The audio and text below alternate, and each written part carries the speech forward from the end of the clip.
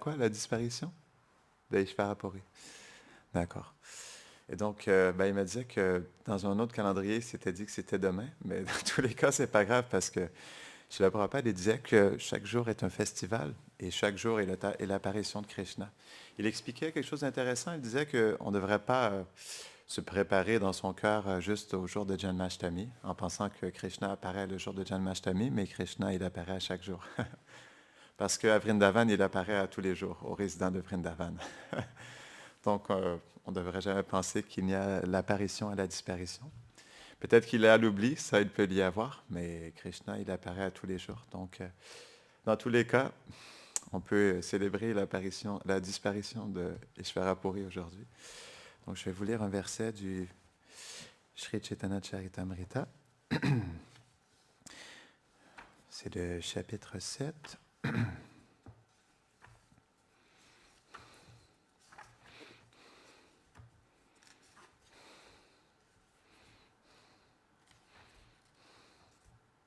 C'est un beau chapitre dans le Hadilila. Très beau chapitre.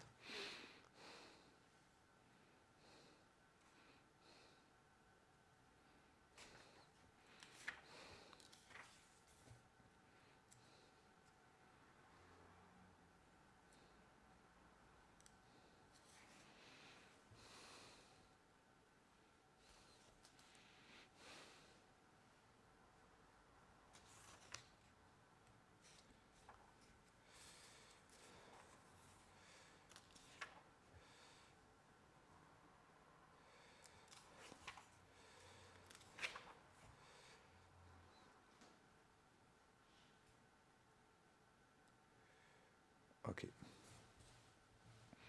Jaya Jaya Shri Chaitanya Jaya Nityananda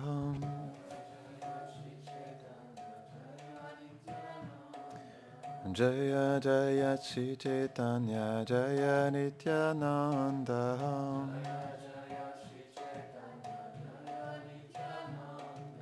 Jaya Dvaita Chandra Jaya Gora Bhakta Vrindam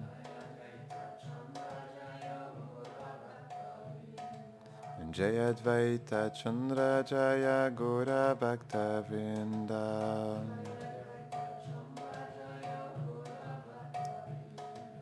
Jaya Jaya Shri Chaitanya Jaya Nityananda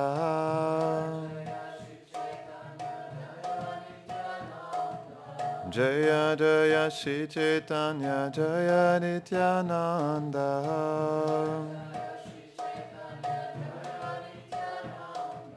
Jaya Dvaita Chandra Jaya Gora Bhakta Vrindam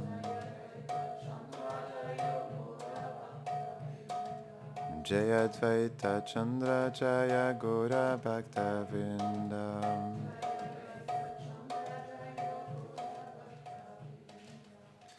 Jai Gora Bhakta Vrinda Ki.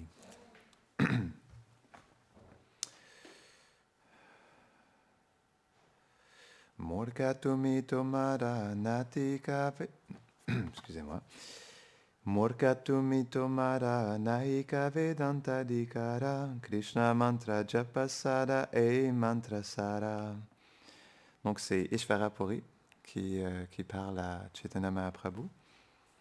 Une fois que il lui explique pourquoi il lui a donné en fait le Mahamantra, parce qu'il explique qu'il est un fou. Il dit, tu es un insensé, me dit-il, tu n'es pas capable d'étudier la philosophie du Vedanta, aussi dois-tu chanter sans cesse le saint nom de Krishna, qui représente l'essence de tous les mantras ou hymnes védiques. Et là, il parle à Nimai Pandit, il ne faut pas oublier.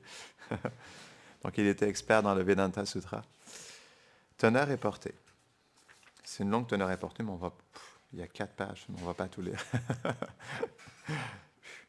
La plus longue teneur et portée de Srila Prabhupada, elle est dans le 7e chant du Bhagavatam. C'est lorsque Prahlad Maharaj, il partage à son père la réalisation qu'il a eue. Donc son père, il lui demande « Qu'est-ce que tu as appris aujourd'hui ?» Et il lui partage les 9 branches du service de dévotion. Et donc, dans la teneur et portée, Prabhupada, il parle pendant 22 pages. Il y a 22 pages de teneur et portée sur ce verset-là.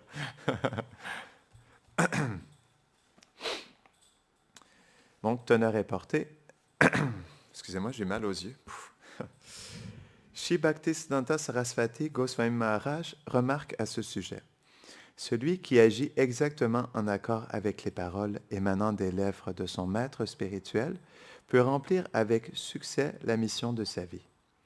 Le fait d'accepter ainsi les paroles du maître spirituel est appelé Shrauta Vakya, ce qui donne à entendre que le disciple doit exécuter les instructions du maître spirituel sans s'en écarter. Srila Vishwanath Chakravarti Thakur observe à ce propos qu'un disciple doit accepter les paroles de son maître spirituel comme sa vie et son âme. Ça, c'est dans son commentaire sur le chapitre 2, verset 50. Excusez-moi, chapitre 2, verset 41 de la Bhagavad Gita. Il y a un très beau commentaire que Prabhupada, il appréciait profondément. Vous le lirez si vous avez la chance, c'est très joli. Il explique comment, en fait, on doit prendre l'instruction de son maître spirituel et le placer sur sa tête et d'en faire sa vie, d'en faire son âme. Shri Chaitanya Mahaprabhu confirme cela dans ce verset en disant que, puisque son maître spirituel lui avait ordonné de chanter uniquement le Saint-Nom de Krishna, pas autre chose. Il y a bien d'autres mantras, mais nous, on aime chanter le nom de Krishna parce qu'on aime Krishna. Je me rappelle, j'avais rencontré une dame et elle essayait de me convaincre de chanter Om. Et elle disait, mais tout se trouve dans le mantra Om. Elle m'expliquait, mais pourquoi ne pas chanter le mantra Om? Et je lui disais, oui, c'est vrai, comme dans la Bhagavad Gita, Krishna, il explique ça, Omkara. De tous les mantras, je suis le Om, je suis le mantra Om. Et donc oui, c'est vrai que Om, le mantra Om, c'est non différent de Krishna en réalité. Mais je lui disais, comme nous, on aime Krishna, ben, on préfère chanter le nom personnel de Krishna. C'est comme ça. Donc c'est pourquoi Chaitanya Mahaprabhu, donc, comme il était dans l'humeur de Radharani et il voulait adorer Krishna, donc il n'y avait pas de meilleur mantra que le Mahamantra, non. Il chantait sans cesse le Mahamantra Hare Krishna, conformément à cette instruction. Krishna mantra japasada e mantra sara. Krishna est l'origine de tout ce qui est. En conséquence, lorsqu'une personne est pleinement consciente de Krishna, on doit comprendre que sa relation avec Krishna est parfaitement confirmée. En revanche, celui qui n'a pas de conscience de Krishna n'est que parfaitement relié à Krishna et ne saurait donc se trouver dans sa condition normale, originelle. Donc, Prabhupada explique que sa condition normale, c'est d'être en relation avec Krishna. Intéressant. Bien que Sri Chaitanya Mahaprabhu soit le Seigneur suprême, Krishna le maître spirituel de l'univers entier, il n'en joua pas moins le rôle d'un disciple afin d'enseigner par l'exemple qu'un dévot doit s'en tenir rigoureusement à l'ordre d'un maître spirituel en chantant constamment le Mahamantra Hare Krishna. Et c'est intéressant parce qu'on voit que Prabhupada, il était vraiment Gauravani. Il était la personnification des instructions de Chaitanya Mahaprabhu parce que, en lien avec ce que lui-même, Mahaprabhu, il a reçu de son maître spirituel, Srila Prabhupada, il expliquait ça que de toutes les instructions qui sont données par le maître spirituel, le chant du japa, du Mahamantra qui est donné par le Guru est l'instruction la plus importante. Et il expliquait aussi que le chant du Mahamantra est la conclusion de toute notre philosophie. Non? Donc, c'est quelque chose d'intéressant. Donc, Srila Prabhupada lui-même, il met l'emphase, on pourrait dire, prioritaire et primaire sur le chant du Saint-Nom de Krishna. Celui que l'étude de la philosophie du Vedanta attire beaucoup doit s'inspirer de l'exemple donné par Sri Chaitanya Mahaprabhu. En cet âge où nous vivons, nul n'est réellement compétent pour étudier le Vedanta. Aussi est-il préférable de chanter le Saint-Nom du Seigneur, qui représente l'essence de toute connaissance védique, comme le confirme Krishna lui-même dans la Bhagavad Gita 15.15. Vedaishta sarver amheva vedyo, vedanta kridved david evachaham. Le but de l'étude de tous les Védas est de me connaître en vérité. C'est moi qui ai composé le Vedanta et je suis celui qui connaît les Védas. On va juste terminer avec ça. Seuls les insensés renoncent à servir le maître spirituel, se croyant avancés en matière de savoir spirituel. Pour les arrêter dans leurs erreurs, Chaitanya Mahaprabhu a lui-même donné l'exemple parfait du disciple. Un maître spirituel sait parfaitement comment orienter chaque disciple vers un devoir particulier, mais si le disciple, s'estimant plus avancé que son maître spirituel, enfreint ses ordres pour agir indépendamment, il entrave alors son propre progrès spirituel. Tout disciple doit se considérer comme dépourvu de toute connaissance de la science de Krishna et doit toujours être disposé à faire la volonté du maître spirituel pour devenir compétent dans la conscience de Krishna. Un disciple devrait toujours demeurer un insensé devant son maître spirituel. Voilà d'ailleurs pourquoi certains pseudo-spiritualistes choisissent un maître spirituel qui n'est même pas digne d'être un disciple afin de pouvoir le garder sous leur empire. Une telle manière d'agir ne serait d'aucune aide pour la réalisation spirituelle. C'est esthétique de lire les tonnerres et portées de Srila Prabhupada.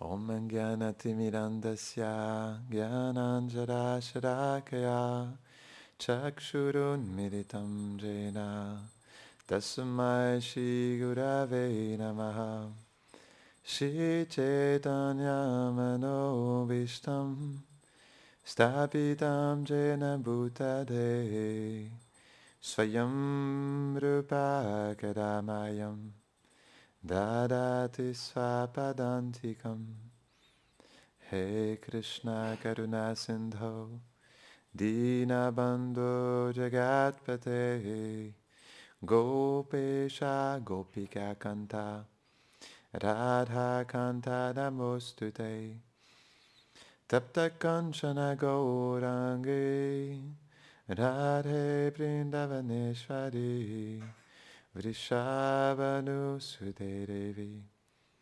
Pranamami Hari Priye Vanchakalpatarubhyashta Kripa Sindhubhya eva cha Patitanam Pavanebhyo Vaishnavebhyo Namo Namaha Jaya Shri Krishna Chaitanya Prabhu Nityananda Shri Advaita Gadadhara Shivasari Gaura Bhakta Vrinda Hare Krishna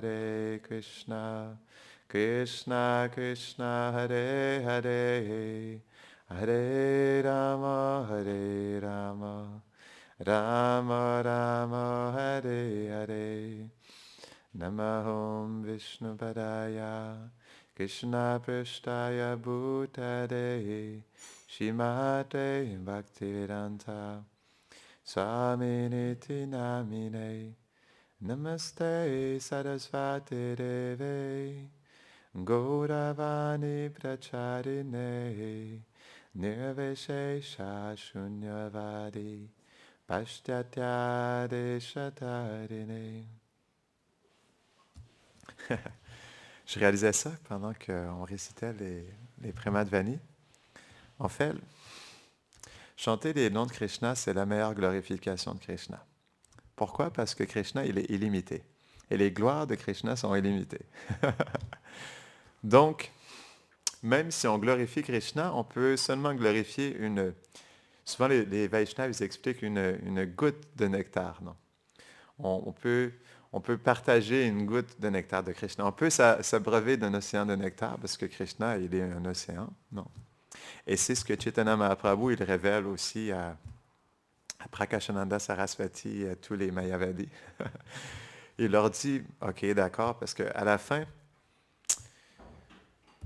premièrement, il faut comprendre que avant que Chaitanya Mahaprabhu parle du Vedanta Sutra, Prakashananda Saraswati et ses 10 000 sannyasis, ils étaient déjà conquis par Chaitanya Mahaprabhu. Et quelle est l'arme ultime de Mahaprabhu? Vous savez, quelle est l'arme de Mahaprabhu? Son arme est sa beauté.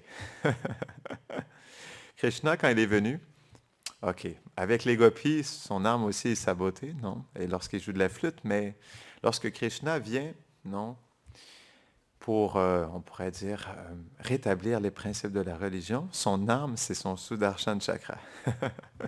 Et donc, il a coupé plusieurs têtes, Krishna. Et donc, c'est expliqué dans le Brihad Bhagavatamrita que À travers son arme de Sudarshan Chakra, Krishna, il a partagé sa miséricorde en coupant des têtes. Mais Chaitanya Mahaprabhu, il n'a pas coupé aucune tête, non. Il a conquis le cœur des êtres à travers sa beauté. Donc, c'est ce qu'explique Krishnadas Kaviraj Goswami. Armé de sa beauté, Chaitanya Mahaprabhu a détruit la mentalité démoniaque dans le cœur des êtres. C'est sa beauté qui a fait en sorte qu'il a détruit, on pourrait dire, les anarthas dans le cœur de tous les êtres. Non, c'est intéressant. Et il faut comprendre que Ishvara Puri, il a rencontré Chaitanya Mahaprabhu à Navadvip avant de le rencontrer à Gaya. Non. Et c'est aussi la première chose qui lui est arrivée, c'est que malgré le fait que Chaitanya, il était dans son divertissement de Nimai Pandit, non, lorsqu'il étudiait et qu'il enseignait, non, à ses élèves, lorsqu'il a rencontré Nimai Pandit, la première chose qu'il exprime, Ishvara Puri, c'est qu'il a été complètement abasourdi, non, par la beauté extraordinaire. C'est ça qu'il explique, sa beauté extraordinaire de Nimai Pandit. Non. Donc, c'est la même chose aussi avec Prakashananda Sarasvati et les sannyasis. Donc, déjà en partant, bon, ils étaient foutus parce qu'ils avaient pu voir Chaitanya Mahaprabhu. Et ils décrivent, même avant que Mahaprabhu il parle du Vedanta Sutra, ils perçoivent Mahaprabhu comme Narayan lui-même, brillant comme des millions de soleils. Et donc, ils étaient déjà terminés. Ils s'étaient déjà abandonnés à la beauté de Mahaprabhu, parce que qui peut résister à la beauté de Mahaprabhu? Et je me posais cette question. C'est vrai que Mahaprabhu, il a eu de la résistance même de ses élèves lorsqu'il est retourné, non? C'est expliqué que lorsqu'il est retourné de Gaya, donc il était dans une humeur différente, il chantait constamment le Saint-Nom de Krishna, et à un moment donné, il chantait constamment le nom des gopis aussi de Vraj, parce que, donc il était dans cette humeur de Vraj, et donc ses élèves commençaient à le critiquer, se posaient la question pourquoi Chaitanya Mahaprabhu récitait les noms des gopis. Il se disait que c'était mieux pour lui de réciter les noms de Krishna. Et quand ils ont exprimé ça à Chaitanya Mahaprabhu, il était tellement enragé qu'il a pris un bâton et s'est mis à courir après ses élèves. Donc, on pourrait se dire que c'est intéressant, parce que même ses élèves, on pourrait dire, c'est sûr ce sont des divertissements, mais quand même, on peut voir qu'il y a de ces élèves qui étaient devenus défavorables envers Chaitanya Mahaprabhu. Mais reste qu'en réalité, ce ne sont que des divertissements. Et qui peut résister à la beauté de Chaitanya Mahaprabhu? Non. En réalité, personne. Non. Personne ne peut résister à sa beauté. Donc c'est pourquoi, même s'ils étaient tous des Mayavadis, ils ont tous succombé à la beauté de Gauranga. Non. Et donc, une fois qu'il a parlé du Vedanta Sutra, là, les sannyasis lui ont dit, OK, de toute façon, on comprend déjà que tu es Narayan en personne, et donc, comme tu es Narayan lui-même, on est prêt à accepter tout ce que tu vas nous dire. Donc, c'était déjà dans la poche. Et donc, là, il a exprimé le Vedanta Sutra. Il expliquait que la conclusion de tout le Vedanta Sutra, c'était Krishna. Non. Vedaisha sarver am eva vedyo. Et comme Krishna est les noms différents de son nom, et donc il exprime que pourquoi ne pas juste chanter le nom de Krishna? Parce que le but des Védas est Krishna, et Krishna est non différent de son nom. Et comme c'est expliqué que, en fait, son maître spirituel, Ishvara Puri, il lui avait donné ce verset, le premier verset qu'il lui avait donné, il lui avait dit, ça c'est l'essence de toutes les Écritures. Arir Nama, Arir Nama, Arir Nameva Kevalam. Kalo Nastyeva, Nastyeva, Nastyeva Gatiranyata. Je viens en anglais. Il n'y a pas d'autre moyen, il n'y a pas d'autre moyen, il n'y a pas d'autre moyen que le chant du Saint-Nom, le chant du Saint-Nom, le chant du Saint-Nom du Seigneur pour atteindre la réalisation spirituelle dans l'âge de Kali. Donc, il explique ce verset. Et donc, il leur exprime que c'est la raison pour laquelle il dansait comme un fou, parce que Prakashananda Sarasvati, qui était un Mayavadi sannyasi et qui était expert dans le Vedanta Sutra, qui passait sa journée entière à étudier le Vedanta, il pensait que Chaitanya Mahaprabhu, il était sentimental. Il se demandait pourquoi il passait sa journée entière à chanter dans les rues avec des milliers et des milliers de personnes. Et donc, il ne comprenait pas pourquoi, malgré le fait que Chaitanya Mahaprabhu était un sannyasi, il ne prenne pas le temps d'étudier le Vedanta. Et c'est là où il établit ce point que pourquoi prendre, on pourrait dire, tout son temps d'étudier le Vedanta quand on peut aller directement dans l'adoration de Krishna à travers le chant des Saints. Et c'est ce qu'il établit comme il explique le, le principe religieux suprême, le fait de chanter le Saint-Nom de Krishna, et l'essence de toutes les Écritures. Et donc, je reviens à ma petite réalisation sur la glorification de Krishna. Et pendant qu'on faisait le Premadvani, je me disais, mais en réalité, qu'est-ce qu'on peut glorifier sur Chaitanya Mahaprabhu? Même, en fait, c'est expliqué que même Ananta Shesh lui-même, malgré le fait qu'il a des milliers de bouches, n'arrive pas à glorifier même un tantinet soit peu, en fait, toutes les gloires de Chaitanya Mahaprabhu et de Krishna. Bon, qu'est-ce que nous, on peut glorifier? Et c'est là où j'ai accepté dans mon cœur, quand je méditais là-dessus, que oui, c'est vrai qu'en réalité, il n'y a pas de meilleure glorification que le chant du Saint-Nom. Parce que, je reviens là-dessus, mais c'est tellement un beau point, et ça m'avait vraiment complètement frappé ce point dans le Brihad Bhagavatamrita. Si vous voulez comprendre les gloires du Nam Sankirtan, vous pouvez lire, c'est dans le 2e volume, chapitre 3, versets 123 à 185. Et donc, lorsque Gopa Kumar il rencontre les Vaikunthavasi, il glorifie le Nam Sankirtan, le chant du Saint-Nom en congrégation, en groupe, comme le moyen par excellence. Et donc, ils expliquent que de toutes les glorifications du Seigneur, même encore plus que la glorification, on pourrait dire que le partage des divertissements de Krishna, que le fait de réciter des prières, de se remémorer, de se souvenir des divertissements de Krishna, la meilleure de toutes les glorifications de Krishna est le chant des saints noms de Krishna. Et donc, dans son commentaire, c'est quand même spécial.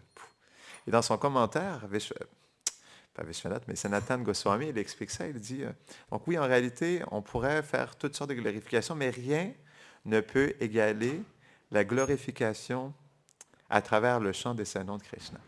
Et donc, tout à l'heure, quand on faisait les Premadvani, je réalisais ce point merveilleux. Et donc, je me disais, OK, je comprenais un peu plus pourquoi, en fait, ça, c'est une réalité. Je comprenais qu'en réalité, donc, le chant du Saint-Nom, c'est Krishna qui se glorifie lui-même. Et qui de mieux que Krishna pour se glorifier lui-même? Donc, c'est pourquoi quand on chante le Mahamantra, c'est la meilleure des glorifications parce que c'est Krishna qui se glorifie lui-même. Et comme tout est compris dans le Mahamantra, comme par exemple, si on glorifie, on peut, à travers ce qu'on va glorifier un aspect en particulier. On pourrait passer une classe à glorifier la compassion de Krishna, non? Ou sa beauté, ou sa miséricorde, non? Et donc, on parle d'un aspect particulier, mais dans le Mahamantra, tout est présent.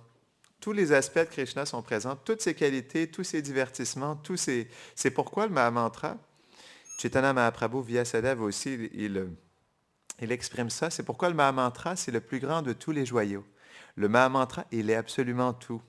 Parce que c'est le plus grand de tous les lieux sacrés, non? C'est le meilleur, on pourrait dire, c'est la meilleure glorification de Krishna, c'est la meilleure de toutes, on pourrait dire, c'est la conclusion de toutes les Écritures, parce que le Mahamantra, il est tout. Et c'est pourquoi il n'y a rien de mieux que chanter le Mahamantra en réalité. Et c'est pourquoi aussi le Mahamantra de toutes les branches du service de dévotion, c'est la fondation, non? Parce que le Mahamantra, c'est Krishna. Et c'est tous les aspects de Krishna. À la fois, Vyasadeva aussi, il a dit ça, comme Mahaprabhu dans Shikshastakam, verset 2. Krishna, il investit tous ses pouvoirs dans le Mahamantra, absolument tous ses pouvoirs. Donc, c'est pourquoi c'est la meilleure des glorifications, parce que lorsqu'on chante ensemble le Mahamantra, on glorifie Krishna de la meilleure des manières parce que Krishna se glorifie lui-même. Et dans cette vibration, cette glorification, elle glorifie tous les aspects de Krishna. Et j'avais cette réalisation aussi quand on avait passé un mois sur l'île de Vancouver, à Victoria, à chanter 6 heures à tous les jours. À la fin de ce mois, ma réalisation, c'était que, en fait, tout était présent dans le nom de Krishna. Et peu importe à quel point on voulait chercher différents aspects, il y avait encore toujours plus que le Saint-Nom était prêt à nous révéler, en réalité. Donc, et je me disais ça quand on faisait les Premadvani, j'avais juste envie de continuer, de glorifier Krishna à travers le Mahamantra. Parce que je me disais, OK, je peux passer une demi-heure, 45 minutes à glorifier Krishna, mais ça serait tellement mieux de juste, ensemble, passer 45 minutes à chanter le Mahamantra et ensemble, on pourrait glorifier Krishna de la meilleure des manières. Et c'est ce qui satisfait le plus Krishna aussi, parce que c'est la meilleure des glorifications. Selon les Vaikuntavasi qui faisaient le tour de tous les univers et Sanatan Goswami, non? Qui est le Sambandhacharya quand même. Donc, il est quand même une autorité en la matière. Et donc, je vous avoue, j'arrive pas à m'enlever ce principe de ma tête. Et à chaque fois que je me mets à parler sur le Vyasasana, je me dis que je serais mieux de juste faire un kirtan avec les dévots. Et ce serait tellement une belle glorification, non?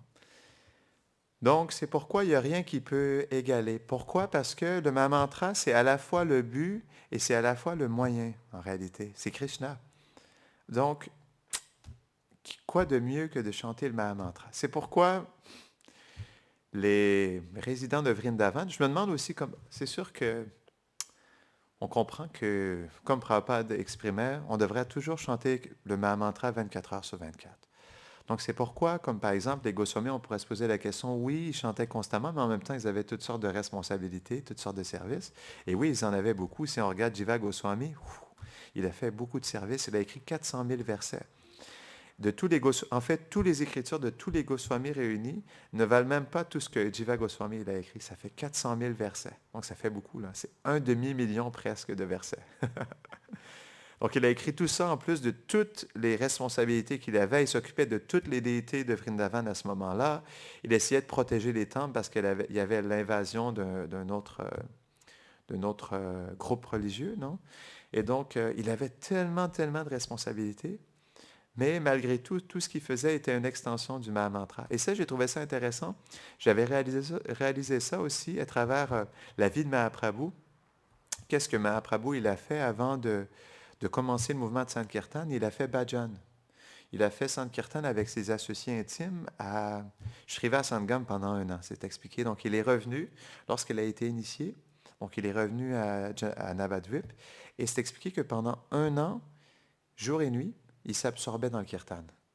Et c'est après ça qu'il a décidé, en fait, de sortir le Sankirtan dans la rue. Non? Mais avant ça, il était absorbé dans un bhajan profond. Et c'est la même chose aussi que Bhaktisiddhanta Saraswati Thakur il a fait. Avant de commencer son mouvement, il a chanté 1 milliard, c'est ça, hein? 1 milliard de noms. Donc, il chantait 192 tours par jour. Je pense qu'il a fait ça pendant 7 ans. Donc, et c'est expliqué qu'une fois qu'il a terminé son vœu de chanter 1 milliard de noms, là, il s'est dit, OK, maintenant, je suis prêt. Je suis finalement prêt à commencer ce mouvement, non? Et on le voit aussi dans la personnalité de Bhaktivinoda Thakur. Même, on pourrait dire c'est un peu à l'inverse, Bhaktivinoda Thakur. C'est quand même des points qui sont vraiment frappants quand même. En fin de vie, au contraire de ce qu'a dit Bhaktisiddhanta Saraswati Thakur, mais reste que c'est le même point, ça montre la puissance du Mahamantra. Bhaktivinoda Thakur, en fin de vie, il s'est dit, à quoi bon prêcher? Personne ne veut Krishna. Je préfère m'asseoir à Jagannath Puri, faire mon bhajan, chanter le Mahamantra, et juste par la force de mon bhajan, le mouvement de Sankirtan va se déployer. Et ça, c'est quelque chose d'intéressant. On peut voir dans la personnalité de Indra Prabhu, c'est quelque chose qu'il avait vraiment aussi personnifié. Il préférait juste rester à Vrindavan et chanter 24 heures sur 24. Et il se disait que par la puissance de cette vibration, le monde entier allait venir jusqu'aux portes de Vrindavan. Il appelait ça en anglais Lazy Intelligent Preaching. Euh, comment on peut traduire ça? La prédication intelligente paresseuse. Donc, il disait que donc il y a des prédications intelligentes actives où on va dans la rue constamment, non, à partager le Saint-Nom, à distribuer des livres, à donner du prachad. Et ça, c'est une prédication qui est active, non? Donc, en allant dans la rue, on rencontre les gens, on les invite à nous rencontrer. Mais lui, il était convaincu, et c'est un point intéressant, et c'est un point que je respecte profondément parce que je l'ai vécu quand on faisait beaucoup de kirtan au Canada. Et en fait, Indra Prabhu, il expliquait que les intelligent preaching, on a juste besoin de s'asseoir, et en s'assoyant, en chantant le Mahamantra, c'est paresseux parce que les gens viennent à nous juste par le fait qu'on chante le Mahamantra. Et c'est pourquoi aussi on devrait respecter ceux qui sont des Bhajanandi. On ne devrait pas faire de discrimination. Bhajanandi, ça veut dire ceux qui seulement s'absorbent dans leur bhajan personnel. Ce n'est pas quelque chose d'ordinaire aussi parce que par la puissance de leur bhajan, ils purifient tous les 3 mondes. Donc c'est de la prédication aussi en réalité. Ce n'est pas différent. C'est juste que, en réalité, que ce soit de la prédication active ou que ce soit de la prédication paresseuse, il y a toujours, par le fait de chanter le Saint-Nom de Krishna, il y a toujours, en fait, comme on a dit, une mise en pouvoir qui se manifeste et des miracles qui surviennent. Même Srila Prabhupada, il avait expliqué ce point par rapport à la prédication active. Il avait dit, à quoi bon aller rester dans le temple et adorer les déités? Il a dit ça en 1969. Donc, il était dans une humeur particulière, mais c'est un point intéressant. Il a dit, à quoi bon rester dans le temple, adorer les déités, tandis qu'on pourrait juste tout simplement fermer les portes à clé du temple et tous aller dans la rue et partager le Saint-Nom de Krishna. Donc, c'est vraiment dans l'humeur Gauravani, dans l'humeur de Mahaprabhu, de partager en fait le Saint-Nom de Krishna. Et donc, c'est intéressant. Dans tous les cas, tout vient du Mahamantra. Et donc, Srila Prabhupada, il a aussi fait la même chose. Qu'est-ce qu'il a fait avant d'aller dans le... Donc, il a eu un bhajan intense, c'est expliqué lorsqu'il était à Radha Damodar. Il chantait beaucoup, jour et nuit. Hein. Il chantait toute la nuit aussi, le Saint-Nom. Et on pourrait dire, la chose qu'il a fait avant de quitter l'Inde pour aller aux États-Unis, il a eu un bhajan très intense aussi à Shantipur. Non? Il était à Shantipur et jour et nuit aussi, il chantait le Mahamantra. La dernière chose qu'il a fait avant de prendre d'aller c'était à Calcutta, non? Ou Bombay? C'était à Bombay qu'il a pris le bateau, non? Avant de se rendre à Bombay et de prendre le Jaladuta. Donc, la dernière chose qu'il a fait, il a eu un bhajan très intense où il chantait le Mahamantra en pleurant en face de la déité d'Advaita Acharya. Non? Donc, c'est la même chose aussi avec Prabhupada. C'est comme, il s'est investi profondément du Saint-Nom pour pouvoir accomplir à bien sa mission. Donc, c'est intéressant. C'est pourquoi la qualité de notre vie spirituelle dépend de la qualité du chant du Saint-Nom. Et que ce soit dans la prédication paresseuse ou pas, la qualité de notre mission aussi va dépendre de la qualité de notre Saint-Nom. C'est pourquoi on doit s'investir profondément de ce chant, parce que tout va venir de ce chant. Et moi, j'en suis profondément convaincu parce que Mahaprabhu lui-même nous l'a montré, Bhaktisiddhanta Saraswati Thakur et Srila Prabhupada. Donc pourquoi nous, est-ce que cette mise en pouvoir ne viendrait... Comment est-ce que cette mise en pouvoir peut venir si nous n'accomplissons pas de bhajan intense nous aussi, non? Donc c'est pourquoi c'est important d'avoir un bhajan intense. Parce que c'est ce bhajan qui va nous faire naître, en fait, cet amour en nous et qui va nous mettre en pouvoir pour accomplir à bien notre service dans la mission, non? Donc, je vais parler d'Ishvara Puri parce qu'on avait dit au début que c'était une bonne journée pour glorifier Ishvara Puri. Donc, il n'y a pas beaucoup d'informations sur Ishvara Puri, sur sa vie, à part au moment où il a rencontré Chaitanya Mahaprabhu. On sait que son père s'appelait Shyamasundar Acharya et qu'il est né dans le village de Kumar Hatta, qui est dans la région du Bengale. Et donc, Ishvara Puri, c'est expliqué qu'il a rencontré Mahaprabhu, on en avait expliqué. Il s'était déguisé en Mayavadi Sannyasi. Pourquoi? Parce que à cette époque-là, les Vaishnavas n'étaient pas très bien respectés et même ils étaient beaucoup, on pourrait dire, attaqués dans la région du Bengale. C'est expliqué qu'à cette époque, il y avait plutôt une adoration principale de Durga, beaucoup d'adoration de Kali et de Durga. Et donc, les gens offraient de la viande, offraient de l'alcool à ces déités-là. Et il y avait une profonde, on pourrait dire, un manque de respect envers les Vaishnavas. Et les Vaishnavas se faisaient critiquer, se faisaient attaquer, et donc ils étaient profondément offensés par toutes sortes de personnes. Et donc, dans ce sentiment Ishvara Puri, pas juste dans ce sentiment, il a voulu se protéger, mais aussi il a voulu protéger la personne qu'il était. Donc le Vaishnava, par humilité, n'ose pas montrer en fait sa personnalité, et c'est une raison pour laquelle il s'est caché comme un Mayavadi Sannyasi. Même aux yeux d'Advaita Acharya. Lorsqu'il est allé à Navadvip, il a voulu rencontrer Advaita Acharya. Et donc c'est expliqué qu'Advaita Acharya, il était avec Mukunda Datta, qui était un chanteur hors pair, qui était très cher à Mahaprabhu. C'est expliqué qu'il avait une voix d'or. Et il chantait souvent dans les kirtans de Mahaprabhu. Et donc, lorsque Ishvara Puri est venu, donc Advaita Acharya, il a vu Ishvara Puri. Et naturellement, les Vaishnavas, ils sont capables de se reconnaître les uns envers les autres. Et donc, c'est expliqué que lorsqu'il a vu, il s'est posé la question, mais comment se fait-il que cette personne soit habillée en tant que Sannyasi Mayavadi? Pourtant, dans mon cœur, je sens qu'il est un Vaishnava. Donc, il s'est posé la question, mais il lui a dit, mais qui es-tu? D'où viens-tu? Je sens dans mon cœur que tu es un Vaishnava, pourtant je te vois habillé dans cet habit. Et donc, Ishvarapuri, il n'a pas voulu dévoiler son déguisement. Et donc, c'est expliqué que Advaita Acharya, pour pouvoir dévoiler réellement qui était Ishvarapuri, il a demandé à Mukunda Datta de réciter des versets du Bhagavatam en chantant. Et donc, lorsque Mukunda Datta, dans sa voix d'or, il a commencé à chanter, Ishvarapuri, dès qu'il a entendu le chant de Mukunda Datta, il a commencé à rouler sur le sol, pris d'extase. Et donc, tous les symptômes d'extase dévotionnelle sont sortis de son corps. Et donc là, Advaita Acharya s'est dit, ah, ok, maintenant je sais qui tu es. C'est expliqué qu'ils se sont profondément embrassés. Et donc, par la suite, Ishvarapuri, il est allé à Navadvip pour rencontrer Chaitanya Mahaprabhu. Et donc, on avait expliqué que lorsqu'il a rencontré Nimai Pandit, elle a été complètement touchée par sa beauté. Et donc, Nimai Pandit, naturellement, dans son humilité, malgré le fait qu'il était le Seigneur suprême, donc il s'est agenouillé, il a offert ses obéissances à Ishvarapuri.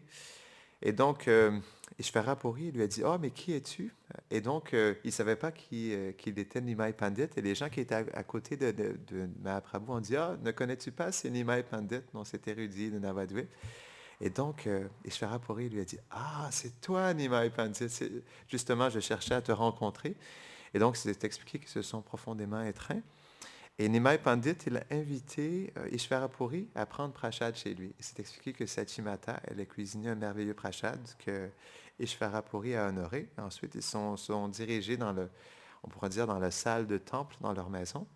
Et Ishvarapuri, il a discuté pendant des heures et des heures de Krishna avec Mahaprabhu. Et donc, Ishvarapuri, il a passé plusieurs mois à Navadvip, où il restait dans la maison de Gopinath Acharya. Gopinath Acharya, c'est le frère, brother-in-law, comment on dit en français, le frère? Pardon? Le beau-frère, pardon. Il était le beau-frère de Sarvabhauma Bhattacharya. Et donc, même dans son commentaire du Chaitanya Bhagavat, Bhaktisiddhanta Saraswati Thakur, il explique que Gopinath Acharya, il est Brahma. Donc, c'est expliqué que Haridas Thakur est l'incarnation de Brahma et Prahlad. Et en plus, Brahma est aussi Gopinath Acharya. Non? Et donc, il a passé plusieurs mois dans la maison de Gopinath Acharya. Et ensuite, il est reparti. Et donc, ce n'est seulement que plus tard, lorsque Mahaprabhu, une fois que Jagannath Mishra, il a quitté son corps, donc Mahaprabhu, il est allé faire le pinda, on pourrait dire pas les oblations, non, il est allé faire les rites funéraires de son père à Gaya, parce que c'est expliqué qu'à Gaya, c'est un endroit qui est très sacré, parce que les traces de Vishnu sont présentes à Gaya, les traces de pieds. Et donc, il y a un divertissement, je ne me rappelle plus exactement, mais il y a un divertissement spécial avec Vishnu à cet endroit-là. Et c'est expliqué que si une personne accomplit les rites funéraires du défunt à Gaya, alors des millions de personnes, en fait, dans son arbre généalogique vont être libérées aussi. Non? Pas juste la personne qui reçoit le pinda, mais aussi des millions de personnes. Et donc, Mahaprabhu, il est allé, mais aussi dans l'idée de rencontrer Ishvarapuri. C'est expliqué qu'en premier, il est allé prendre darshan, en fait, des traces de pieds de Vishnu. Et lorsqu'il a vu les traces de pieds de Vishnu, il est tombé conscient sur le sol. Et donc, Chandrasekhar Acharya, qui était présent, donc, il a rencontré Ishvarapuri, il lui a raconté cette histoire que Chaitanya Mahaprabhu, il était présent et qu'il était tombé, il avait partagé toute cette histoire, qu'il était tombé inconscient face au darshan des pieds de Vishnu. Et donc, Ishvarapuri, il est allé sur le lieu et il est allé rencontrer Chaitanya Mahaprabhu. Et donc, c'est expliqué, lorsqu'ils se sont rencontrés, Mahaprabhu, il a touché les pieds par le lotus de Ishvarapuri. Et donc, il lui a supplié de bien vouloir l'accepter comme son disciple. Et donc, Ishvarapuri, il lui a donné le mantra divin et aussi les Gayatri mantras. Et comme le révèle Mahaprabhu à Prakashananda Saraswati, donc, il a reçu le Mahamantra de son maître spirituel. Et par la suite, lorsque Mahaprabhu il a commencé à chanter le Saint-Nom, il ne comprenait pas ce qui lui arrivait. Il devenait complètement fou. Il sentait qu'il perdait contrôle de lui-même. À chaque fois qu'il chantait le Mahamantra, il avait des extases tellement intenses qu'il perdait un contrôle total de sa personne. Il se roulait sur le sol comme un fou, il balbutiait, il perdait connaissance. Et donc, Il est retourné voir son maître spirituel. Il lui a posé la question, oh, Puripad, donc c'est comme ça qu'il appelait Puripad. J'ai commencé à chanter le mantra que tu m'as donné et je me sens un peu perturbé parce que je crois que je suis devenu fou. À chaque fois que je chante ce mantra, je deviens complètement fou. Et donc, Ishvara Puri, il était satisfait de savoir que Mahaprabhu, il goûtait le pur amour, non, du fait de chanter le Mahamantra. Et c'est ce que Mahaprabhu, il a expliqué à Prakashananda Sarasvati. Donc, il explique, Ishvara Puri lui disait, c'est naturel parce que dans le Mahamantra est contenu le pur amour pour Krishna. Krishna prend, mais lorsqu'on chante le Mahamantra avec sincérité et amour, alors cet amour se manifeste dans notre cœur. Et donc, Mahaprabhu, il révèle tout ça à Prakashananda Sarasvati, que le cinquième but, on pourrait dire de tous les Védas, non? Donc il y a Artha, Kama, Moksha et Dharma, la gratification des sens, le développement économique, la libération et le Dharma, les principes religieux. Et donc ça, on pourrait dire c'est la conclusion des Védas, ces 4 principes religieux de l'être humain. Et donc, Mahaprabhu, il expliquait que le cinquième but et le but ultime est Prema.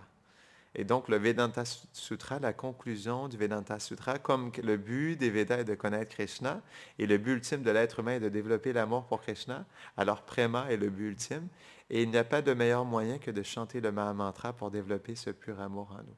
Et donc, c'est expliqué qu'une fois que Mahaprabhu il a dit ça, Prakashananda Sarasvati et les 10 000 sannyasis, ils étaient complètement convaincus et ils se sont abandonnés à Mahaprabhu.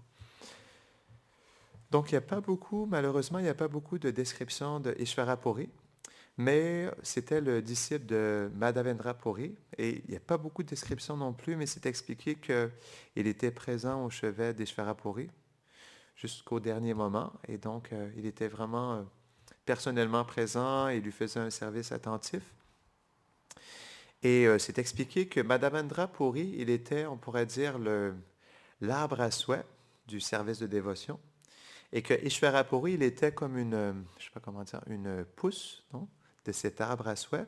Et Chaitanya Mahaprabhu, il était le jardinier de cet arbre à souhait. Et c'est lui qui a partagé tous les fruits de cet arbre à souhait.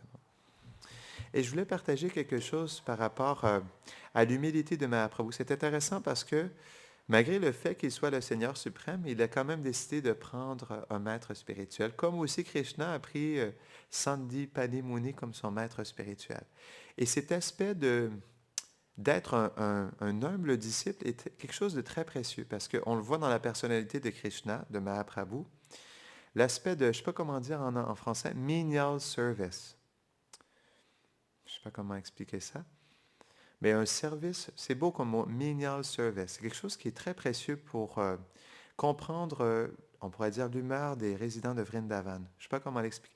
Menial service veut dire une humilité de service, mais qui est extrêmement humble, où on est prêt à faire même les services les plus insignifiants, non? Et on le voit dans la personnalité de Mahaprabhu, de Narottam Das Thakur, qui pendant 1 an était prêt à nettoyer les toilettes, non, de Lokanath Goswami, pour que Lokanath Goswami soit inspiré à l'accepter comme son disciple. Et Krishna aussi, non? Lorsqu'il était dans l'ashram de Sandipani Muni, c'est expliqué qu'il faisait toutes sortes de petits services, et même pour rester on pourrait dire, dans l'anonymat, Krishna, il faisait même des services la nuit lorsque Sandipani Muni, il dormait. C'est à ce moment-là qu'il faisait plus de services pour son maître spirituel. Et on se rappelle que lorsque Sandipani Muni avait besoin de bois pour le feu sacrificiel, que Krishna, il était parti même dans la tempête avec Balaram pour aller chercher en fait les morceaux de bois.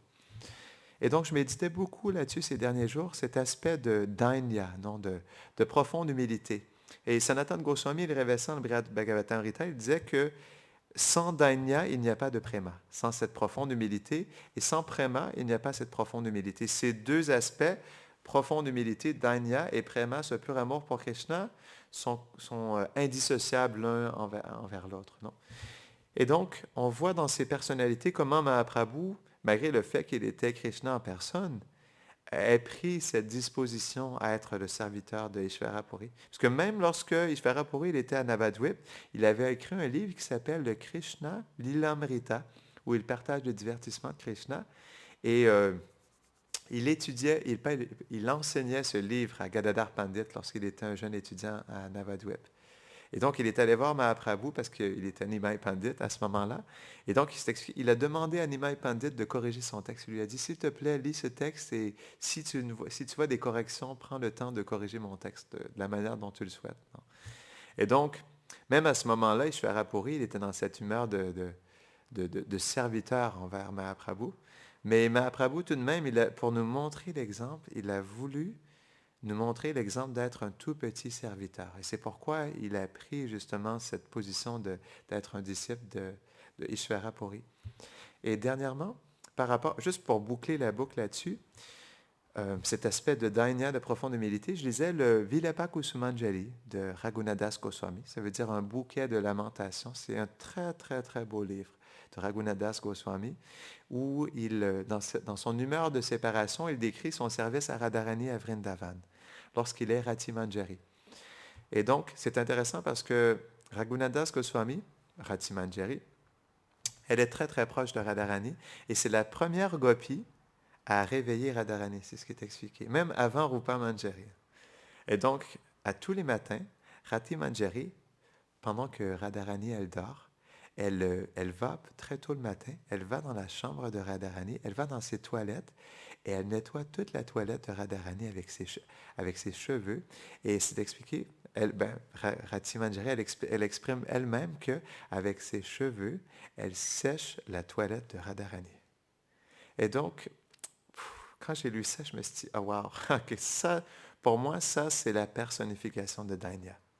Donc, on ne peut pas passer à côté de Dainya, d'être un tout petit serviteur, d'être prêt à se sacrifier complètement, non, pour notre bien-aimé, d'être prêt à faire les services les plus insignifiants, non, et d'accepter toutes les austérités pour le bien-être de notre bien-aimé.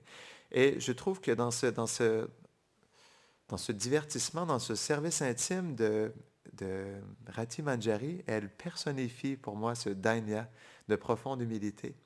Et donc, par la suite, elle réveille Radharani et elle va prendre une douche. Et ensuite, elle réveille Radharani. Et une fois qu'elle a donné le bain à Radharani, elle la sèche avec ses propres cheveux aussi. Et pour moi, ça montre vraiment cet aspect de tout petit, de Dainya, de petit service. Et Shivaram Maharaj, parce qu'il a fait un commentaire sur le Vilapa Kusumanjali, il expliquait dans son commentaire sur ce verset que ce qu'exprime Rati Manjari, c'est quelque chose de très important pour nous parce qu'en tant que disciples du maître spirituel, non? Et parce qu'on est des serviteurs dans une mission, on devrait prendre l'exemple de Rati Manjari pour devenir des tout petits serviteurs et d'être prêts à faire les services les plus insignifiants pour le bien des Vaishnavas et de notre maître spirituel.